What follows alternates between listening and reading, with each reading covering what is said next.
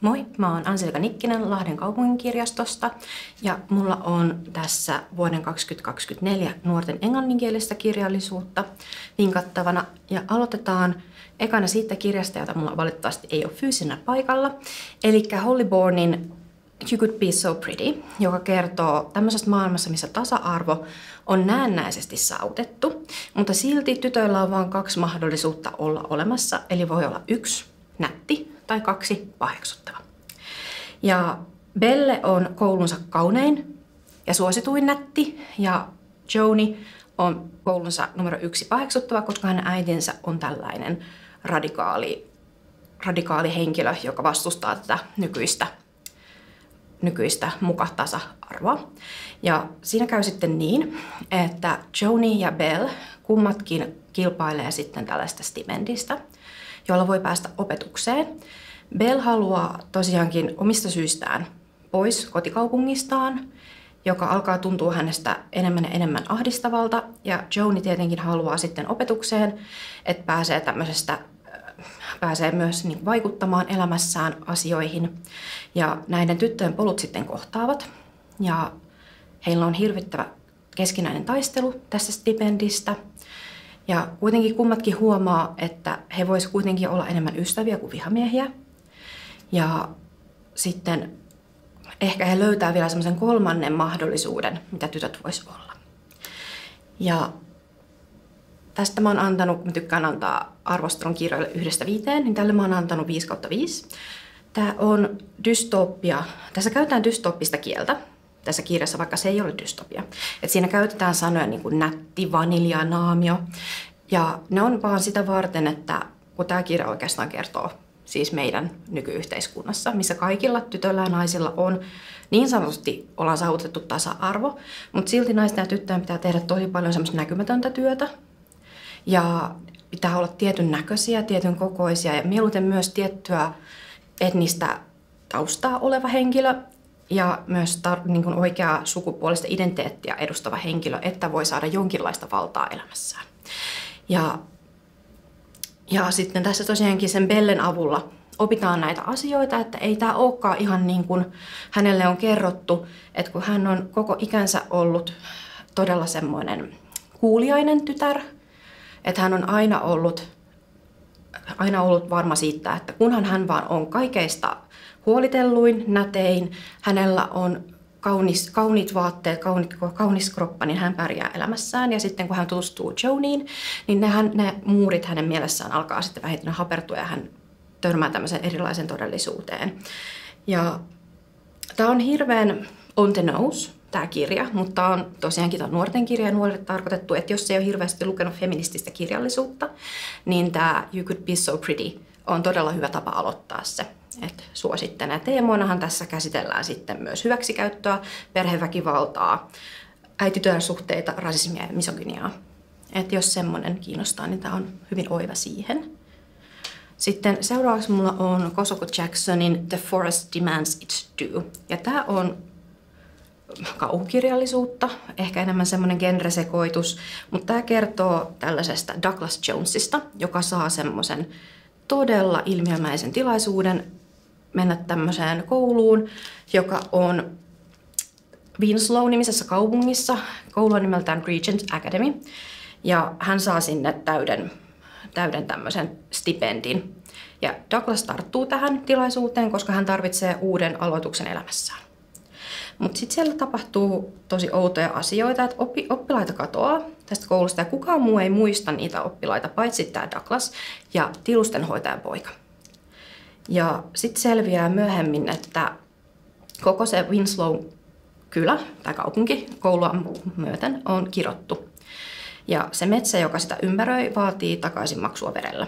Ja sitten seurataan sitä, että pystyykö Douglas murtamaan tämän kirouksen. Ja tälle mä oon antanut 3/5 arvosanaksi ihan sen takia, että tämä on tosi hyvin vetää mukaansa varsinkin alussa.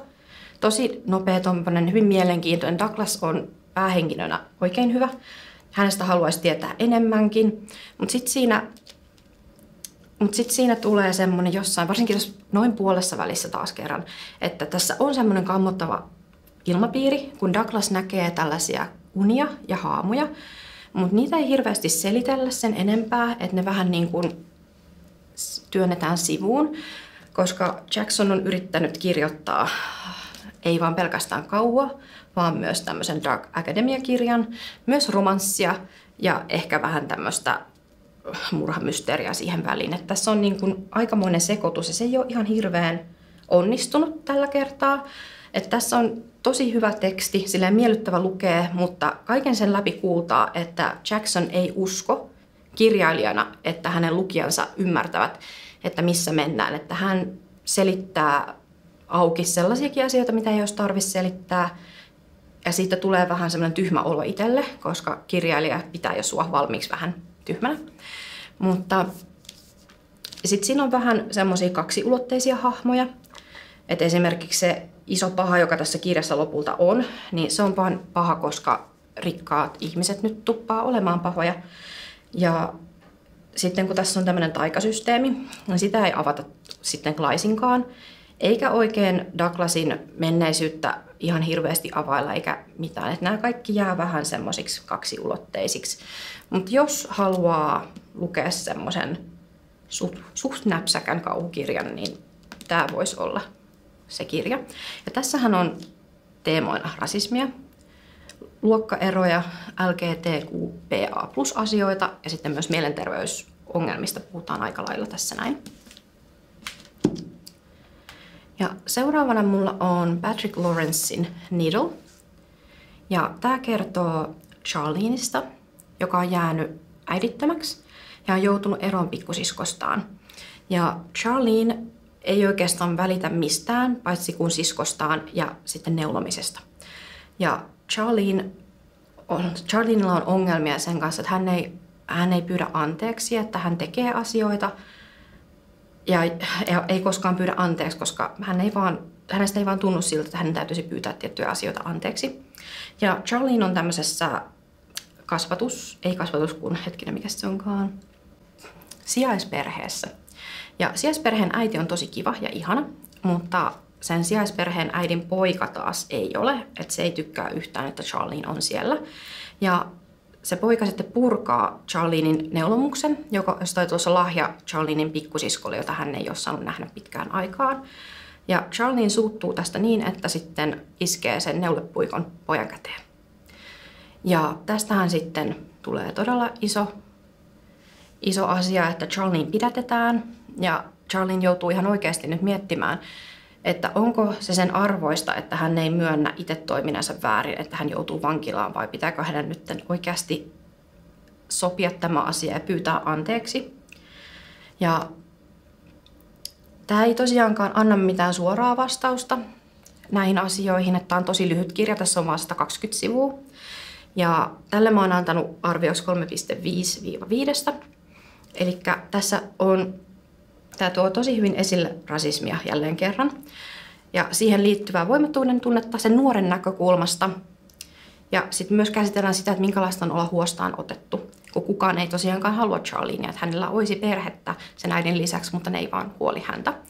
Ja sitten siinä käsitellään erityisesti mustien ihmisten kokemaa rasismia ja tämmöistä, kun esimerkiksi tässä kirjassa Charlene on vain 15 vuotta, mutta häntä aina kuvaillaan isoksi, aggressiiviseksi ja aikuiseksi, mikä aika usein on se kohtalo, mikä näille nuorille mustille ihmisille tapahtuu, kun heitä epäillään jostain rikoksesta tai muuta vastaavaa, niin se tulee tässä hyvin esille, että ihmiset ei halua uskoa tai ei halua muistaa, että Charlene on 15-vuotias orpo, joka on joutunut eroon ainoasta perheenjäsenestään. Ja sitten kun sitä Charlenein haluttomuutta pyytää anteeksi ja niitä vihanpurkauksia, niitä pidetään asennevammana. Ja eikä tässä ole tosiaankaan mitään sadunomaista onnellista loppua tulossa. Ja tämä olisi ollut paljon pidempikin kirja. Että tämä mun mielestä vähän töksähtää lopussa. Niin siksi tämä ei saa enempää kuin sen 3,5 muuta. Mutta tässä on masennusta käsitellään, tunteiden käsittelyä ja sellaista, millaista on olla huostaan otettu. Et jos haluaa nopean, suht helppoa englantia olevan kirjan, niin tässä se olisi. Sitten mulla on mun ainoa sääromaani. Tämä on Olivia A. Colein Dear Medusa. Ja tämä kertoo Aliciasta, joka pelaa peliä, jossa Alicia antaa kaikille oman numeronsa, jotka sitä pyytää. Menee vieraiden autoihin ja jopa heidän kotiinsa, koska Alicialle on selvinnyt, että on olemassa vain saaliita ja saalistajia. Ja ainoa keino, millä Aliciasta tuntuu, että hän välttyy saaliin roolista, on pelata tätä peliä. Ja koulussa Alicia on jäänyt tosi jälkeen ja hän ei osallistu ollenkaan oikeastaan opetukseen. Hänen luokkatoverinsa koko ajan haukkuu häntä huoritellaan ja kukaan ei halua tietää, että minkä takia Alician käytös on muuttunut niin kauheasti ihan yhtäkkiä. Ja syy siihen on, että hänen opettajansa, koulun suosituin opettaja, käytti häntä seksuaalisesti hyväkseen. Ja sitten Alicia tietenkin on todella murtunut tästä asiasta ja varsinkin siitä tosiasiasta, että kukaan ei tule uskomaan häntä. Hän on täysin sitä mieltä, että koska se on niin mukava ihminen ja kaikki tykkää siitä, niin ei todellakaan usko häntä sitten. Mutta sitten jonkin ajan kuluttua Alician tämmöiseen lokerikkoon alkaa tulla pieniä lappuja, joissa lukee, että mä tiedän mitä sulle tapahtui, koska se sama tapahtui mulle. Ja sitten Alicia yrittää selvittää, että kuka on tämä henkilö, joka on jättänyt näitä lokerikkoon näitä lappuja. Ja tosiaankin, tämä oli mun mielestä 5/5. Ei kannata pelästyä sitä, että se on sääromaani. Se on kuitenkin tosi selkeä ja hyvä, että siinä vaan käytetään sitä runomaista muotoa tämän tarinan kertomiseen, mikä mun mielestä antaa sille vielä enemmän sitä voimaa. Tämä oli mun mielestä 5/5. Ja tämä on todellakin semmoinen vavisuttava tarina, joka kertoo seksuaalisesta hyväksikäytöstä, masennuksesta, hyperseksuaalista ja sekä myös feminismistä ja sukupuolirooleista, rasismista ja LGBTQ+A-asioista. Ja tämä on tosi taitavasti kertoo näistä asioista, että Cole osaa kirjoittaa unohtamatta sitä omaa kohdeyleisöään, että tämä on hyvin ymmärrettävä nuorellekin ihmiselle, vaikka tämä on mun mielestä semmoinen kirja, joka sopii erityisen hyvin aikuisellekin luettavaksi, ihan aihepiiriensä vuoksi. Ja se on ihanaa, että tämän kaiken kamalan alla on kuitenkin valonpilkahdus, koska Alicia löytää ystävän ja myöhemmin ihastuu tyttöön, joka vastaa hänen tunteisiinsa, että jotain hyvää on tulossa. Ja tosiaankin tässä on teemoina se seksuaalista hyväksikäyttöä, masennusta, perhesuhteita, seksismiä ja feminismiä. Että kannattaa lukea ihan kaikille sopiva kirja tämä. Ja nämä 2 seuraavaa kirjaa, mitkä mulla on erityisesti dyslektikoille tarkoitettuja. Että niissä on tommonen kellertävä sivu. Ja teksti on paljon tämmöistä ilmovampaa, että se helpottaa dyslektikkoja. Ja myös toi fontti on suunniteltu erityisesti dyslektikkoja mielellä pitäen. Ja ensimmäinen näistä kirjoista mulla on Juno Dawsonin Grave Matter. Ja tässä Samuelin tyttöystävä kuolee auto-onnettomuudesta ja Samuelista tuntuu myös siltä, että hänkään ei pystynyt elämään ilman tätä tyttöystävää. Ja hän on sudunmurtama, ihan täysin masentunut, mutta sitten hän muistaa tämmöisen lapsuuden aikaisen muistonsa tädistään Mariista, joka eräänä keväisenä päivänä herätti pikkulinnun eloon. Ja sitten Samuel lähtee etsimään Mariita, koska heillä on mennyt välit poikki, koska hänen isänsä on pastori ja Marie on voodoo'n harjoittaja. Ja sehän ei ole sopinut sitten tälle Samuelin isälle lainkaan, niin heillä on ollut välit poikki. Mutta kun Samuel menee etsimään Mariita, niin hän törmääkin tämmöiseen The Milkman-nimiseen henkilöön, joka tarjoaa Samuelille semmoista synkkää sopimusta. Ja Samuel on valmis ihan mihin tahansa, että näkisi tyttöystävänsä Elisan jälleen. Mutta minkälaisia seuraamuksia tällä Samuelin sopimuksella on ja voiko kuolleet ihan oikeasti herätä eloon? Ja tosiaankin tälle mä annoin 2,5 ihan vaan sen takia, koska tämä kirjoittaja on halunnut kirjoittaa semmoista tarinaa, mitä ei kerta kaikkiaan ole pysty kirjoittamaan 120 sivussa. Et sen takia nämä hahmot jää paperin ohuiksi, ihan kirjaimellisesti. Ja että tosiaankin ainoastaan, että Samuel on vaan yliopisto-opiskelija, jonka tyttöystävä on kuollut. Ja isä on pastori, äiti on lääkäri, Samuel oli muutama ystävä, toinen on muslimi ja yhdellä on semmoinen hassu lempinimi. Ja se on ainoa, mitä me saadaan näistä hahmoista irti. Itse tämä on omalla tavallaan hyvin karmiva ja tässä on tosi hyviä vastakkainasetteluita, että tässä on niin kuin vastakkain asetellaan valoa ja pimeää, eri uskontoja, tässä tosiaankin kristinuskoa ja voodoota ja kuolemaa, elämää sekä rakkautta ja menetystä. Ja ne on tosi mielenkiintoisia, että tämä on mielenkiintoinen tämä alkuasetelma, mutta se vaan jää hyvin semmoisen köykäiseksi, että tässä kirjassa esitään sitten rituaali, minkä avulla sitten Samuel yrittää sen tyttöystävän henkiin herättämistä. Ja se on itse asiassa tosi karmiva. Ja myös se olento, joka ilmestyy, on oikeasti pelottava. Mutta kaikki loppuu ennen kuin on edes ehtinyt huomata. Ja sen takia tässä on näin alhainen tämä arvostelu. Teemoina tässä käsitellään menetystä, syyllisyyttä, uskontoa ja luopumista.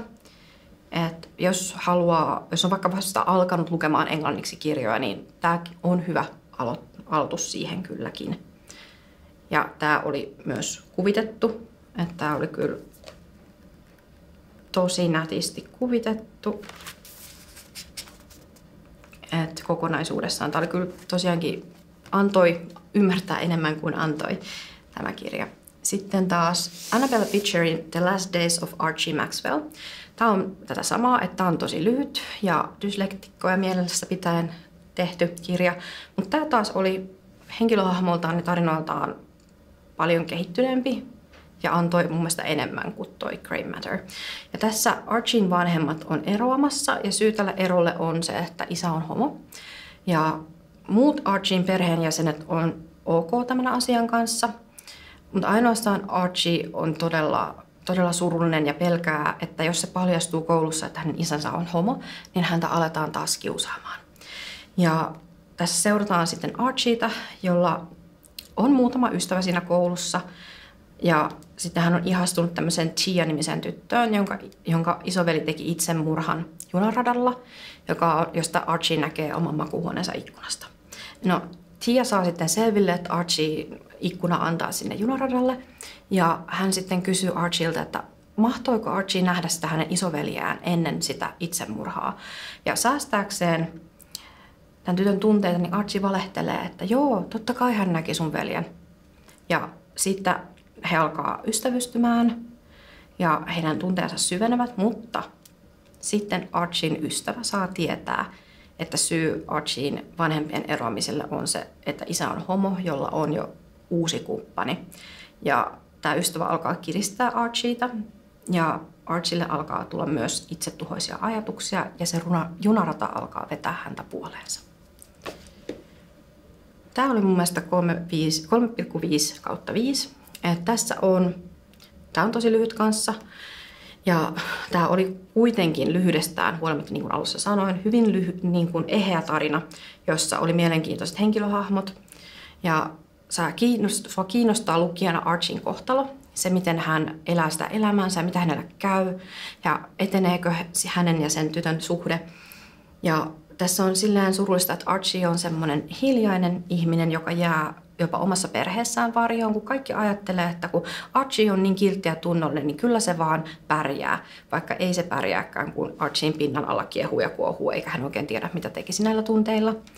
Ja tässä kirjassa itsemurha on keskiössä, mutta sitä käsitellään todella hyvin.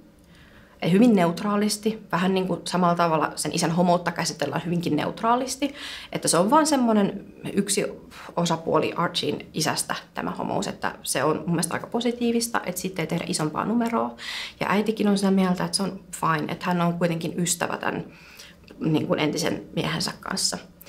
Ja tämä oli kyllä tosiaankin hyvä, että jos haluaa tämmöistä vaikeasta aiheesta lukea lyhyehkön kirjan, joka ei ehkä ole niin älyttömän raskas, niin tämä on hyvä, koska tosiaankin tuo itsemurha käsitellään tässä todella hyvin.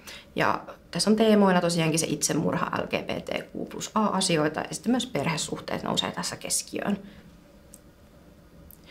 Sitten mulla olisi Samuel Millerin Dark Parts of the Universe. Ja tämä alkaa tämmöisenä aika perinteisenä YA-jännärinä. Tämä kertoo Willistä, joka asuu pienessä Calico Springsin kaupungissa. Ja Willy on tämmöinen ihmepoika, koska se sai pienenä lapsena kuulan silmänsä eikä kuollut. Ja Willistä on aina tuntunut, että on jokin syy, miksi hän ei kuollut sinä päivänä. Että hänellä on jokin tietty tarkoitus tässä näin. Ja sitten Willie uskoo yhtenä kesänä sen tarkoituksen löytyvän tämmöistä pelistä, joka on nimeltään Manifest Atlas. Manifest Atlas-nimisestä pelistä. Ja siinä pelissä se ladataan yleensä kännykkään ja sille pelille esitetään tämmöinen aikomus, että se on ainoa, mitä sä voit, ja se johdattaa sut sitten jonnekin. Ja Willie, kun alkaa pelaamaan tätä, niin se peli johdattaa Willien 3 haudan ääreen. Ja sitten Willie veljensä ja ystäviensä kanssa alkaa selvittää, että mitä tämä tarkoittaa. Ja lopulta he sitten päätyvätkin ruumiin äärelle. Ja sitten kuitenkin tässä tapahtuu semmoinen hassu käännös noin puolen välin jälkeen, että tämä aloittaa tosiaankin YA-jännärinä ja kasvukertomuksena, mutta sitten oikeastaan kun ne on kauhean kiinnostuneet siitä, että kuka tämän pelin on kehittänyt, kuka sen tekijä on, mutta se selviää niin kuin ihan noin vain ja sitten se niin kuin työnnetään sivuun. Ja sitten tämä kirjan lopussa käsitellään pelkästään tällaista aika poliittista asiaa, eli Calico Springsin vieressä on tämmöinen Lawson-niminen kaupunki, joka on pienempi, köyhempi ja siellä asuu pääosin afroamerikkalaisia. Ja nyt on semmoinen hanke meneillään, että ne haluaisi yhdistää nämä 2 kaupunkia. Ja varsinkin Calico Springsin asukkaat nyt vastustaa sitä, koska se on paljon rikkaampi kaupunkina ja niillä on enimmästä on valkoisia, niin ne ei todellakaan halua yhdistyä köyhään ja pääosissa mustaan kaupunkiin. Ja sitten käsitellään tätä asiaa ja tosiaankin nämä ihmissuhdeasiat kyllä punotaan yhteen ja ne kaikille tulee oma hyvä päätös tästä näin. Mutta jos ei yhtään ole, niin kun ei tunne semmoisia käsitteitä kuin sundownit tai ole tietoinen afroamerikkalaisten oloista amerikkalaisissa kaupungeissa, niin tämä voi jäädä hyvinkin etäiseksi. Tämä on erittäin amerikkalainen kirja, eikä nyt ehkä parhaalla mahdollisella tavalla, että tämä niin kun sen takia voi karsia lukijoita. Mutta tämä on kuitenkin erittäin hyvin kirjoitettu ja oli kyllä ihan viihdyttävä, mutta mä oon antanut arvioksi tälle 3/5. Ja tosiaankin, että se hylätään, kun se itse Manifest Atlas on todella mielenkiintoinen ideana. Ja sekin olisi vaan riittänyt, että oltaisiin selvitetty, että mikä tämä peli on ja kuka sen on tehnyt. Mutta kirjailija on jollain lailla itse politiikasta kiinnostunut ja politiikan kallellaan, niin hän on halunnut sitten lisätä sellaisen tähän kirjaan myös. Ja se vähän vie tuosta YA-jännäristä aika tavalla sitten ilmat pois. Ja sä päädyt tällaiseen ihan erilaiseen kirjaan kuin mitä sä aloitit lukemaan. Ja tää on kyllä vähän semmoinen vaikea kirja, että luulen, että tätä voisi olla ehkä vähän vaikea vinkata. Mutta jos haluaa tällaisen vähän erilaisen YA-jännärin, niin tämä kyllä on semmoinen. Tässä on teemoina ihan aika tämmöistä perhesuhteita, oman paikkansa löytämistä ja tämmöinen kasvukertomus. Sitten mulla on Cynthia Handin My Lady Jane. Ja tämä kertoo oikeista historiallisista hahmoista ja tapahtumista vaihtoehtoisessa Englannissa, jossa on tällaisia Ethian-nimisiä ihmisiä, jotka pystyy muuntautumaan eläimiksi. Ja näitä Ethianeita on aikojen saatossa sitten vainottu ja tapettu, kunnes selvisi, että Henrik VIII on Ethian. Ja tässä seurataan hänen poikaansa Edwardia, joka sitten huomaa olevansa todellakin seuraava kruununperijä. Ja hän sitten tulee tosi sairaaksi ja hänen neuvonantajansa sanoo, että hei, kun sä oot noin sairas ja todennäköisesti et ehdi saada perillistä ennen kuin kuolet, koska Edward on 16, niin sun pitäisi miettiä, että kuka sitten perii ton kruunun. Ja no Edward sitten on tietenkin, että no jompikumpi hänen siskoistaan. Ja sitten tietenkin neuvonantaja on sitä mieltä, että eihän naiset todellakaan voi kruunua periä. Ja sitten hän ehdottaakin, että Edward naittaa serkkuunsa Lady Janein pojalleen Giffordille. Että hän saisi sitten kuitenkin sukulaisen sinne perimisjärjestyksessä ylös ja saisi sitten hänestä kruunun, hänestä sitten kuningattaren. Ja sitten Edward suostuu tähän ja pyytää, että Jane suostuu tähän avioliittoon. Ja no, Jane suostuu pitkin hampain. Ja sitten Edwardille selviää todella vähän aikaa sen jälkeen, että hän ei olekaan sairas, vaan että häntä myrkytetään. Ja että myrkyttäjä on se hänen neuvonantajansa. Ja hän lähettää sitten Janelle kirjeen, jossa pyytää apua, että sinun appiukkosi myrkyttää minua. Ja Jane sitten yrittää parhaansa mukaan pelastaa Edwardin, mutta todellakin joutuu käyttämään hyvin paljon kaikenlaisia juonia, jos onnistuu tässä näin. Ja todellakin tästä mä annoin 4,5/5. Tämä on tämmöinen muka historiallinen fantasiaseikkailu. Tämä on tosi hauska, hyvin viihdyttävä. Tässä ei jäädä hirveästi laakareille makaamaan, että tämä juoni menee täyttä vauhtia koko tämän kirjan ajan.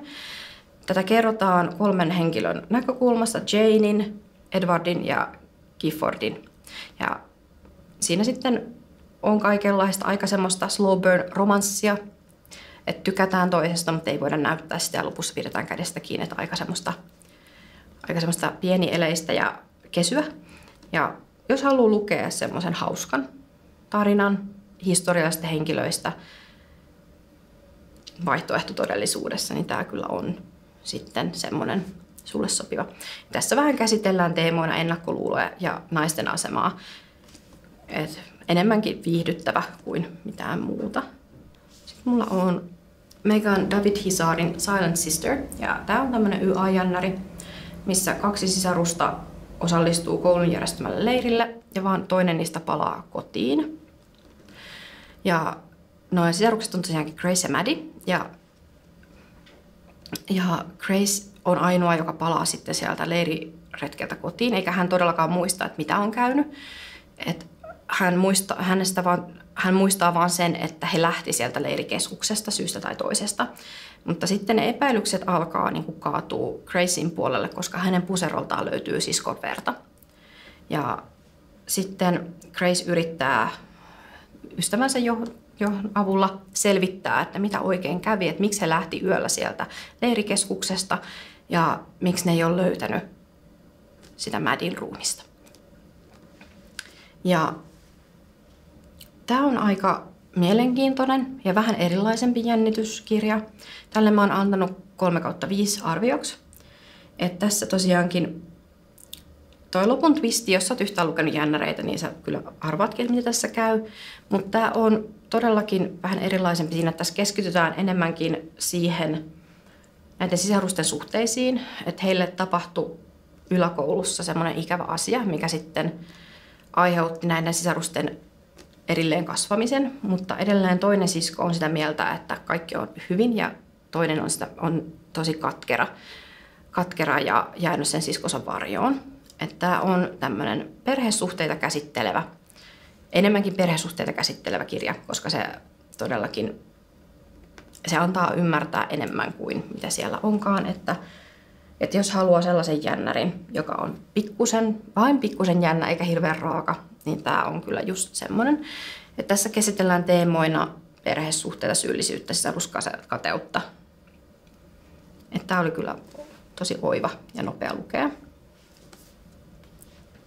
Sitten mulla on Jas Hammondsin Thirsty. Ja tää taas kertoo Blakestä ja Ellasta. Ne on kummatkin 18-vuotiaita ja viettää niin sanotusti viimeistä kesänsä yhdessä ennen yliopistoa. Ja Blake on tällaisen alempaa keskiluokkaa olevan perheen tytär ja sitten Ella on taas semmoisen rikkaan perheen nuorin tytär. Ja varsinkin Blake kokee, että ei koe, että hän haluaisi elää samalla lailla kuin vanhempansa kädestä suuhun. Ja hän ihailee tosi kovasti Ellaa ja Ellan vanhempia, jotka on rikkaita ja kauniita ja aina läsnä, toisin kuin hänen vanhempansa, jotka joutuvat koko ajan olemaan töissä. Ja sitten Blake vieraantuu varsinkin isästään, kun tulee ulos kaapista.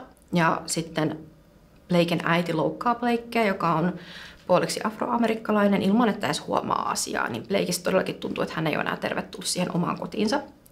Ja Ella on tosi semmoinen vilkas ja ekstrovertti ja aina kaikessa, hyvin suosittu.